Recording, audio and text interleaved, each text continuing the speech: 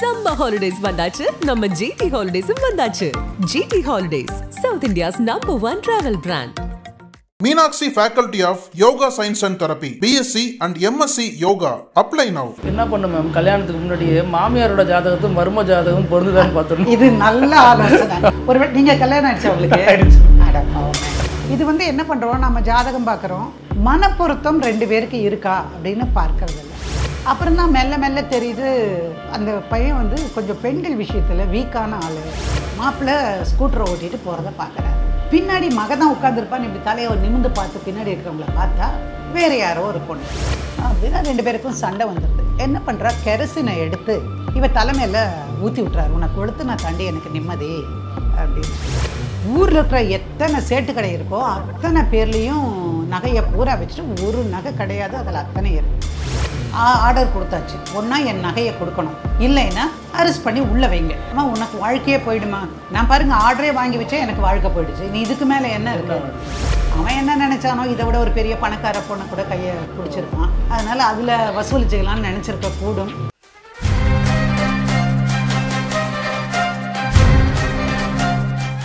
நக்கீரன் நேயர்களுக்கு வணக்கம். இது வழக்கு எண். மேடம் சாந்தகுமாரி மேடம் நம்மளோட இணைஞ்சிருக்காங்க, அவங்கள வரவேற்போம். மேடம் வணக்கம். மேடம் வணக்கம் பிருத்திவி. வணக்கம். எப்படி இருக்கீங்க? நல்லா இருக்கு மேடம். சரி, இந்த எபிசோட்ல என்ன மாதிரியான வழக்கு மேம்? இந்த எபிசோடும் ஒரு பெண்ணோட வழக்கை பற்றி தான் நம்ம பேச போகிறோம். அந்த பொண்ணு பேர் சுவிதாவோ என்னவோ ஒரு பேர், எனக்கு டக்குன்னு சரியாக ஞாபகத்துக்கு வரல. சுவிதான்னு வச்சுப்போம் இப்போதைக்கு. அந்த பெண் வந்து நல்ல வசதியான குடும்பத்தில் பிறந்த ஒரு பெண். மாப்பிள்ளையெல்லாம் பார்க்குறாங்க, ஜாதி குலம் கோத்திரம் எல்லாம் பார்த்து தான், கூடவே என்ன பார்ப்பாங்க, ஜோதிடமும் பார்த்து அஸ்ட்ராலஜி படி எல்லாமே 10 பொருத்தம் இருக்குது அப்படின்லாம் சொல்லி தான் கல்யாணம் பண்ணினாங்க ஒரு மாப்பிள்ளைக்கு. 60 பவுன் நகை போட்டாங்க. நம்மலாம் நினச்சி கூட இப்போ பார்க்க முடியாது, ஒரு பவுனே 1 லட்சம் ரூபாய் விலை. 60 பவுன் நகை போட்டு அந்த பொண்ணுக்கு வீட்டுக்கு வேணுங்கிற அத்தனை திங்ஸும் அவளுக்கு வாங்கி கொடுத்தாங்க. ரொம்ப நல்லா நடத்துகிறாங்க கல்யாணம். சும்மா சாதாரணமாக சொல்லக்கூடாது, கிராண்டாக நடத்தினாங்க. இவ்வளவும் எதுக்காக, நம்ம பொண்ணு போகிற இடத்துல நல்லா வாழணும் அப்படின்னு இருக்கும்.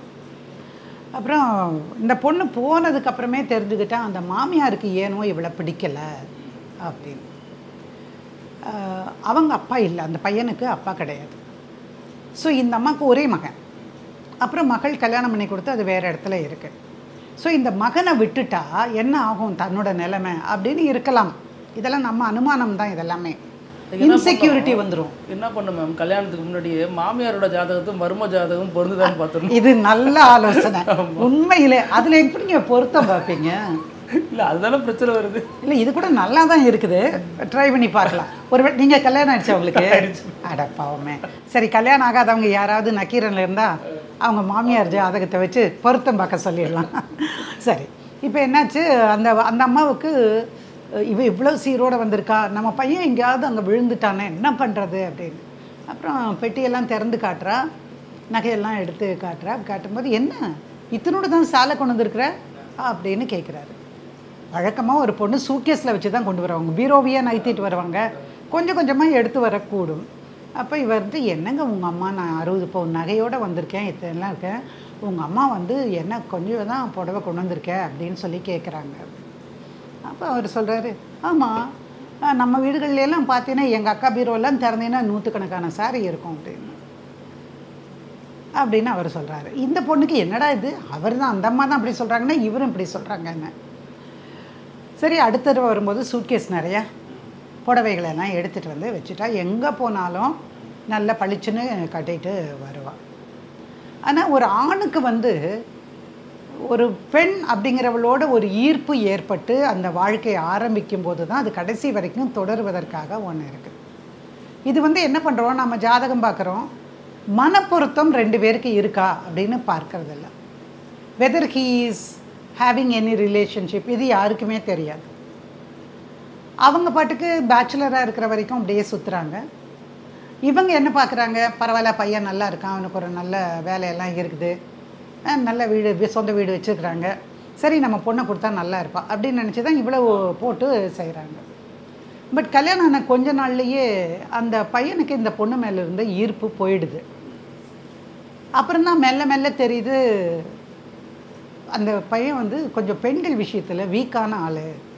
ஒரு கல்யாணத்துக்கே போகிறாங்கன்னு வச்சுக்கோங்களேன், சொந்தக்காரெல்லாம் உட்காந்து பேசிகிட்டு இருப்பாங்க.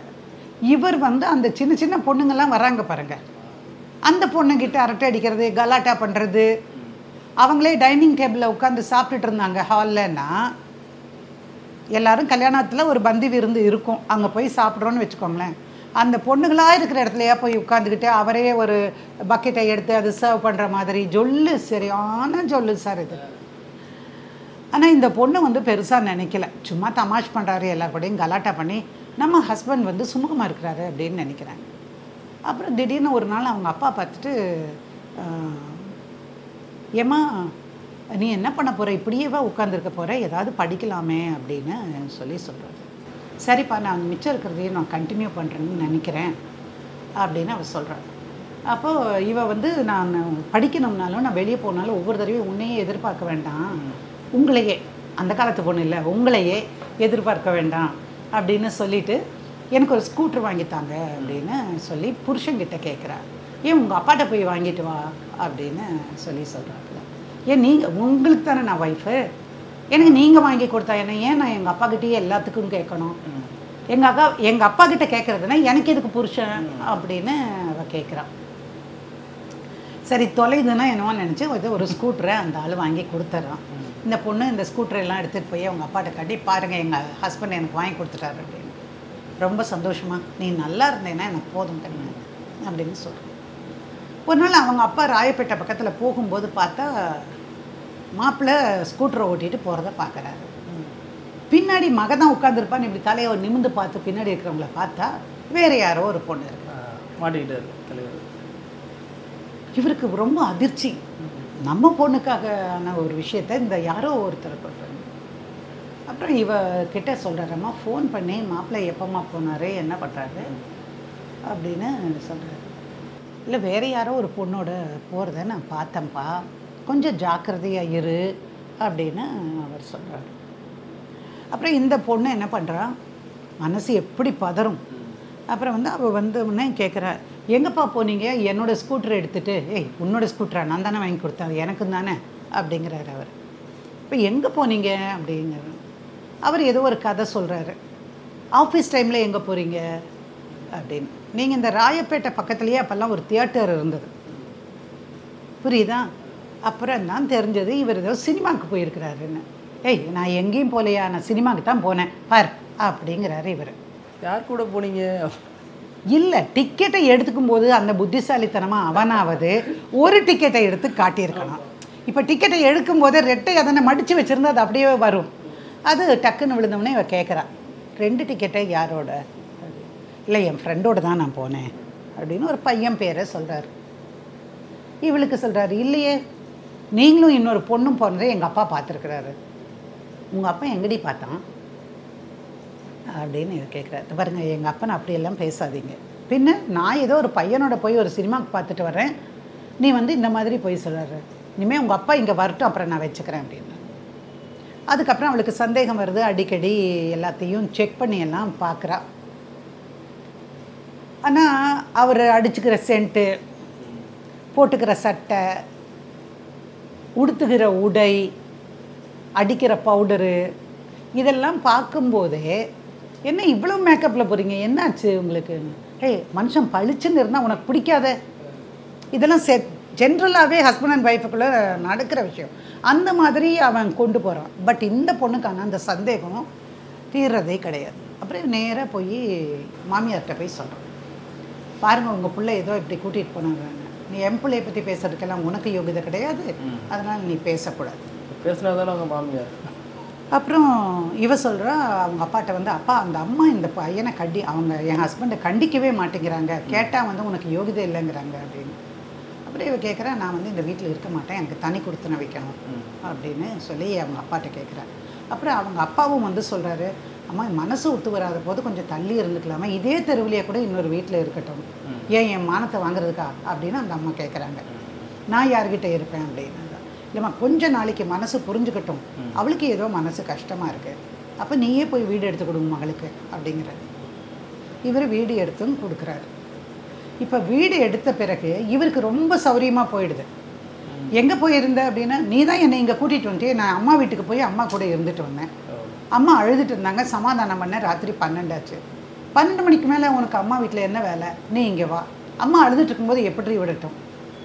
அப்புறம் இவளுக்கு 2 தடவை 3 தடவைக்கு அப்புறமா என்ன அடிக்கடி அம்மா வீட்டுக்கு போகிறேன்னு சொல்கிறாருன்ட்டு இவளை ஒரு நாளைக்கு பழமெல்லாம் வாங்கிட்டு மாமியாருக்கு சிரிச்சிட்டு, அம்மாவை போய் எப்படி இருக்கிற இங்கேம்மா, என்ன நல்லா இருக்கீங்களா அப்படின்னெல்லாம் வழக்கத்துக்கு மாறாக கேட்குறேன். அவங்க மாமியாருக்கு ஒரே ஆச்சரியம், என்னடா மருமகன் நம்ம வீட்டுக்கு வந்துட்டாளே அப்படி. அப்புறம் கேட்கும்போது, இல்லை நீங்களும் தனியாக தானே இருக்கீங்க, எனக்கு உங்களோட சண்டை இல்லாத, நான் வந்து அங்கே இருந்தாலும் நம்ம 2 பேரும் கொஞ்சம், நாங்கள் 2 பேரும் கொஞ்சம் புரிஞ்சுக்கணும்னு நினச்சி தான் அங்கே போனது அப்படின்னு பேசும்போதே அப்படியே என்ன ஏது அப்படின்னெல்லாம் கேட்கும்போது, அதான் உங்கள் மகன் வராருல, அவன் வந்துட்டு போயே 15 நாள் ஆச்சுமா, நானும் கூப்பிட்டு பார்த்தேன் அவன் வரவே இல்லை அப்படின்ட்டாங்க. இவளுக்கு க்ளூ கிடச்சிருச்சு, இவன் இங்கே வரல. ஸோ என்ன பண்ணுறா, அவங்க அப்பா கிட்ட போய் சொல்கிறான், சரி நீ வந்து இன்னும் கொஞ்சம் ஜாக்கிரதையாக இருந்துக்கோ அப்படிங்கிறார். இப்போ ஒரு நாள் என்ன பண்ணுறா, காலையில் நான் கோயிலுக்கு போயிட்டு அப்படியே என் ஃப்ரெண்ட்ஸ் வீட்டுக்கு போயிட்டு சாயங்காலம் தான் வருவேன் அப்படின்னு அவள் சொல்கிறாள். ஆனால் என்ன ஆகுதுன்னா, மத்தியானத்துக்கே வந்துடுறா. அப்போ வரும்போது பக்கத்து வீட்டு அம்மா வந்து சொல்கிறாங்க, சாவி தான் எங்கள் கையில் தான் இருக்குது, நீ எடுத்துக்கோ அப்படி. அப்போ அவங்க கேட்டாங்க, யாரும் ஒரு பொண்ணும் புருஷனோட வந்துட்டு போச்சு உள்ள அப்படின்னு. இவளுக்கு பகீர்னு ஆயிடுச்சு. ஸோ கிளியர் கட்டாக தெரியுது இந்த ஆளுக்கு பெண்களோட சகவாசம், அந்த பொண்ணா இந்த பொண்ணானெல்லாம் இவளால் சொல்ல முடியல. அதனால் வீட்டில் ரொம்ப ப்ராப்ளம் வர ஆரம்பிச்சிடுது. இவ எல்லாத்துக்கும் நெருக்க நெருக்க இந்த ஆள் என்ன பண்ணுறாரு, நிறைய பெண்களோட தன்னுடைய தொடர்பை அப்படியே பண்ணுறது. இதெல்லாம் வீட்டில் இருக்கிற பொண்ணு கண்காணிக்க முடியலை. நகை யார்கிட்ட இருக்கு, இப்போது மாமியார்கிட்ட இருக்குது நகை. இவ வந்து மாமியார்கிட்ட இருந்து இங்கே வாங்கிட்டு வாங்க அப்படின்னு அவள் சொல்கிறான். நம்மளே நான் வச்சுக்கிறேன், என்னோடய லாக்கரில் எடுத்து வச்சுக்கிறேன் அப்படிங்கிறான். இந்த பையன் நான் கொண்டு வந்து கொடுக்குறேன். அம்மாட்ட கேட்டேன், அம்மா வந்து நான் தனியாக இருக்கிறதுனால இப்போ அக்கா வீட்டில் கொடுத்துருக்காங்களாம்மா, அங்கேருந்து நான் வாங்கிட்டு வரேன், முடியலை, நான் வாங்கிட்டு வந்து உனக்கு தரேன்.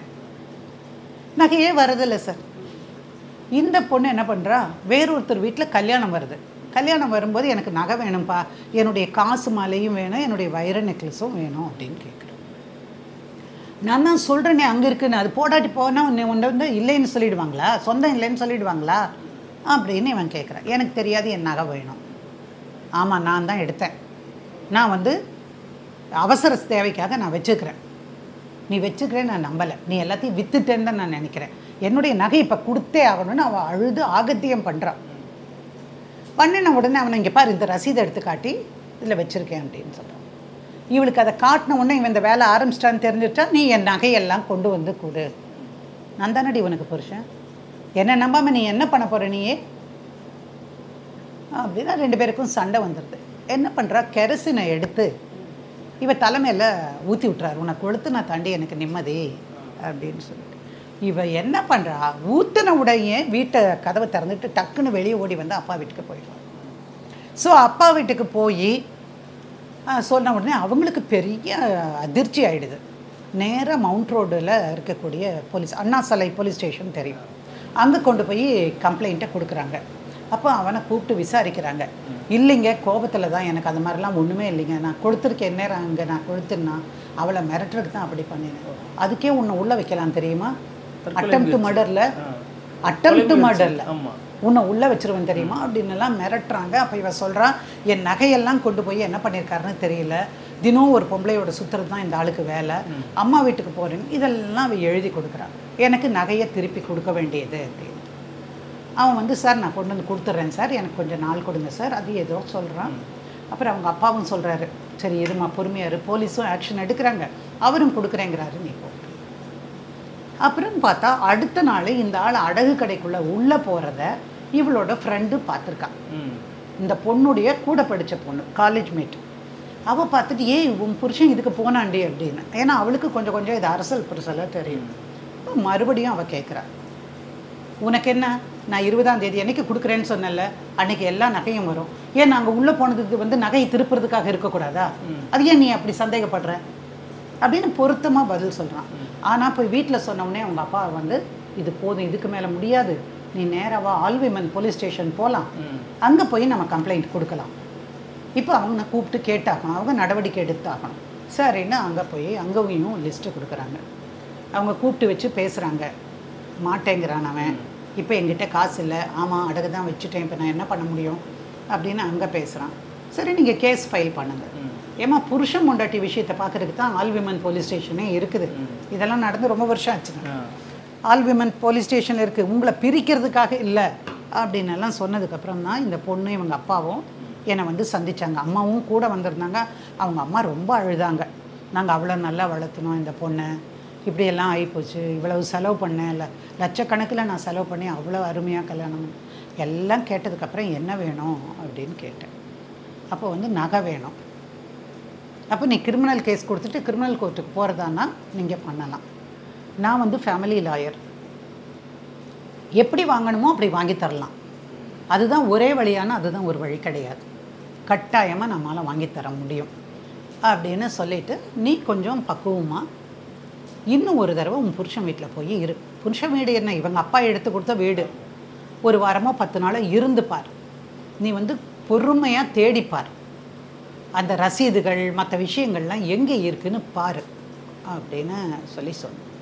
அதே மாதிரி அந்த பொண்ணும் போன போது தான் அவ்வளவு ரசீது சார், அவ்வளவு ரசீது. ஊரில் இருக்கிற எத்தனை சேட்டு கடை இருக்கோ அத்தனை பேர்லேயும் நகையை பூரா வச்சுட்டு ஒரு நகை கிடையாது, அதில் அத்தனை இருக்கு. நல்ல வேளை அதோடு எடுத்துகிட்டு வந்தான். இப்போ நகையை அடகு வச்சவங்களில் அவங்க பேர் மேலே எழுதியிருக்கு, அந்த வீட்டு முகவரி எழுதியிருக்கும். அப்போல்லாம் ஆதார் கார்டு இல்லாத காலம், வீட்டு முகவரி எழுதியிருக்கும். அப்போ அந்த வீட்டு முகவரியை வச்சு இவருடைய பெயரை வச்சு இவர் தான் வச்சிருக்கிறான்னு நம்ம ப்ரூவ் பண்ணலாம். ஸோ இந்த பொண்ணு சேர்ந்து வாழ்கிறதுக்கு மனு போட்டுட்டு கூடவே என்ன பண்ணால் ரிட்டர்ன் ஆஃப் ஆர்டிகல்ஸுக்கு ஹிந்து திருமண சட்டத்தினுடைய 27வது பிரிவில் நகையெல்லாம் திருப்பி கேட்டு அவள் வந்து பெட்டிஷன் போட்டான். இவன் வந்தான் சார், முதல்ல கேஸ் போட்டா பாருங்கள் சேர்ந்து வாழ்கிறதுக்கு, அதுக்கு வந்துட்டான்.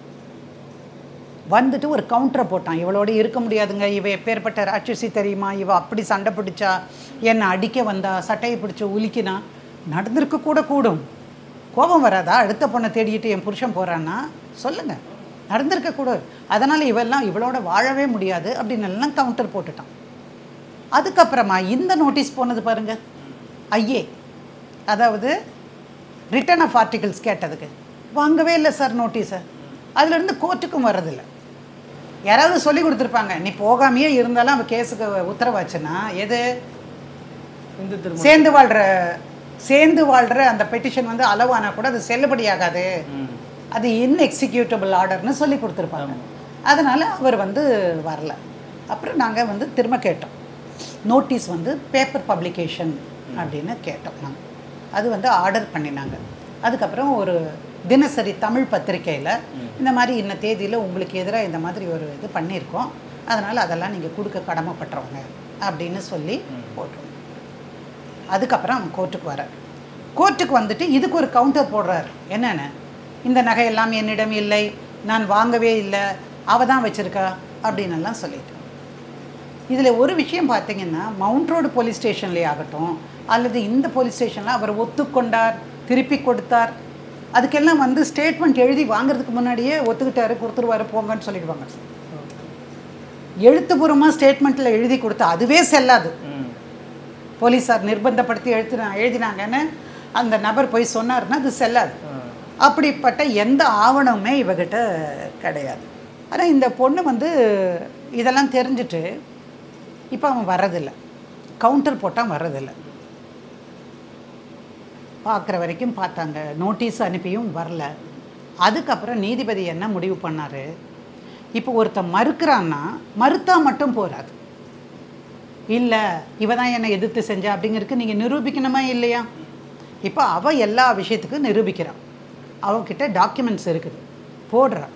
அதே மாதிரி நகை அவங்ககிட்ட இருந்ததுக்கான எல்லா ரசீதும் அவள்கிட்ட இருக்கு.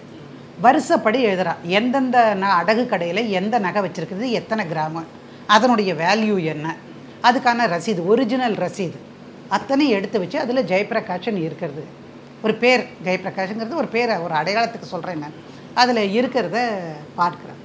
ஸோ அத்தனையும் போட்டதுக்கப்புறம் நீதிபதி மட்டும் என்ன பண்ணுவார், ஆதாரத்தின் அடிப்படையில் தானே பண்ணுவார். அதனால ஆதாரத்தின் அடிப்படையில் இந்த பொண்ணுகிட்ட எல்லாமே இருக்கு. இவர் கவுண்டரில் இல்லைன்னு மறுத்தாலும் நேரில் வந்து மறுக்கலை. இந்த பொண்ணுகிட்ட நான் வாங்கலைன்னு சொல்லலை, எதுவுமே பண்ணல, கான்ட்ரோவர்ட் பண்ணாததுனால இந்த பெண் கொடுத்த மனு அனுமதிக்க தகுந்தது, இதெல்லாம் அவன் கொடுத்து தான் ஆகணும் அப்படின்னு சொல்லி ஆர்டர் வாங்கியாச்சு சார். சேர்ந்து வாழ்றதுக்கும் ஆர்டர் வாங்கியாச்சு. ஆனால் என்ன பிரயோஜனம்? இப்போ ஆர்டரை இம்ப்ளிமெண்ட் பண்ணுறது எப்படி? அதுக்கப்புறம் போலீஸ் ஸ்டேஷன் போவோம், போய் உத்தரவை கையில் கொடுத்து இவரை அரெஸ்ட் பண்ணுங்க. ஆர்டர் கொடுத்தாச்சு. ஒன்றா என் நகையை கொடுக்கணும், இல்லைன்னா அரெஸ்ட் பண்ணி உள்ளே வைங்க. அம்மா உனக்கு வாழ்க்கையே போயிடுமா? நான் பாருங்கள் ஆர்டரே வாங்கி வச்சே எனக்கு வாழ்க்கை போயிடுச்சு, நீ இதுக்கு மேலே என்ன இருக்கு அப்படின்னு. அப்புறம் அந்த பையன் அந்த ஆள் வர்றான், வந்துட்டு நான் கொடுத்துட்றேன் அப்படின்னு சொல்கிறான். நான் அதெல்லாம் ஒத்துக்க முடியாதுங்க. நீ கொடுக்குறேன்னா கோர்ட்டில் கொண்டு வந்து கொடு, நான் பெட்டிஷன் போட்டுருக்குறேன்னால பெட்டிஷன் போட்டு தான் நான் ஆர்டர் வாங்கினேன், நீ இங்கே ஸ்டேஷனில் சொல்லிவிட்டு நீ வரமாட்டேன். அவன் என்ன கேட்குறான்? நீ எனக்கு டைவர்ஸ் கொடுத்தா நான் உனக்கு இது தரேன். பாயிண்ட்டுக்கு வந்துட்டார். எனக்கு டைவர்ஸ் கொடுக்குறீ, நீ இந்த பொண்ணோட என்னால் வாழ முடியாது. நீ என்ன சொல்கிறது? எனக்கே உன்னோட வாழ முடியாது. நீ வந்து கண்ட பெண்களோட சுத்துற, பொண்டாட்டி நகையை திருடி அதை அடகு வச்சு அல்லது விற்று இது மாதிரி பண்ணுற, உன் கூட யாராவது வாழ முடியுமா? என்னை பத்தாததுக்கு என்னை வந்து தீ வச்சு கொளுத்துறதுக்கு கூட நீ வந்து தயங்கலை. நீ ஒரு ராட்சசம், உன்னோட நான் வாழ விரும்பலை, அதனால் நான் டைவர்ஸ் கொடுக்குறேன். ஆனால் டைவர்ஸ்க்கு முன்னாடி என்கிட்ட வாங்கின அத்தனை நகையும் எனக்கு வரணும். எனக்கு கல்யாணத்துக்கு செலவழித்த தொகையை நீ தான் கொடுக்கணும். உனக்கு போட்டோம் பாருங்க மைனர் சங்கிலி, பிரேஸ்லெட்டு, மோதிரம், வைர மோதிரம், அது எல்லாம் வரணும் அப்படின்னு சொல்ல அதுக்கப்புறம் கோர்ட்டிலேயே வச்சு பேசினோம். நாங்கள் அந்த சைடு அட்வொகேட்டு நாங்களும் பேசினோம். அப்புறம் ஜட்ஜுக்கிட்ட கொண்டு போனோம். அவங்க பார்த்துட்டு, ஏன்பா நீ முடிச்சுறதுன்னா ஒழுங்காக பேசி முடிங்க, இதில் வந்து நான் தலையிட முடியாது, ஆனால் கோர்ட்டு ரீதியாக உத்தரவு வேணால் ஏதாவது நான் போட முடியும், ஏற்கனவே போட்டிருக்கு, நீ அது மாதிரி நடந்துக்கோ அப்படின்னு சொன்னாங்க. அவன் என்ன நினச்சானோ, இதை விட ஒரு பெரிய பணக்கார பொண்ணை கூட கையை பிடிச்சிருப்பான், அதனால் அதில் வசூலிச்சுக்கலான்னு நினச்சிருக்க கூடும். அதுக்கப்புறமா கல்யாணத்துக்குன்னு சொல்லி ஒரு 10 லட்சம் ரூபாய் பணமும் 60 பவுன் நகையும் இவளுக்கு போட்டது, அது போக அவனுக்கு போட்டது ஒரு 10 பவுன் நகையும் திருப்பி கொண்டு வந்து கொடுத்தாப்புல. கொடுத்துட்டு 2 பேருமா க்ரூயல்ட்டியில் மாட்டேன்ட்டான். அவன் பண்ணதான் க்ரூயல்ட்டியில் டைவர்ஸ் கொடுத்தா நான் ஒத்துக்க மாட்டேன் அப்படின்னு. ஏன்னா அந்த டைவர்ஸ் ஆர்டரில் இவன் கொடுமைப்படுத்தினா, நகை அடகு வச்சான், அதெல்லாம் இருக்குது, அதனால் அப்படி போட்டால் நான் வாங்க மாட்டேன் அப்படின்னு. அவனும் திரும்ப என்ன பண்ணுறான், பிரிஞ்சிருந்த காலத்தை எடுத்துக்கிட்டு அந்த அடிப்படையில் டைவர்ஸ்க்கு போடுறேன். திரும்ப அவன் ஒரு டைவர்ஸ்க்கு போடுறான். அதனால் அவன் தானே போட்டாகணும். இப்போ அவன் போடுறான். அதில் அந்த புதுசான பெட்டிஷனில் ஒத்துக்கிட்டு இந்த பணமெல்லாம் வசூல் பண்ணி, நகையெல்லாம் வசூல் பண்ணி வந்து இங்கே ஒரு பெரிய கும்பிடு போட்டு, மேடம் என்னை காப்பாற்றுனீங்க, இந்த 60 பவுனை வச்சு கூட நான் ஒரு தொழிலை தொடங்கினா நான் பிழைச்சிருப்பேன். இதுக்கு நடுவில் அவள் பாருங்களேன், ரொம்ப கெட்டிக்கார பொண்ணுங்க. அது டீச்சர்ஸ் ட்ரைனிங் போச்சு, படித்து முடிச்சது, படிக்கிறதுக்காக தானே போனால். அதுக்கப்புறம் டீச்சர்ஸ் ரெக்ரூட்மெண்ட் போர்டுக்கு போய் அவள் அந்த ட்ரைனிங்க்கு போனான்.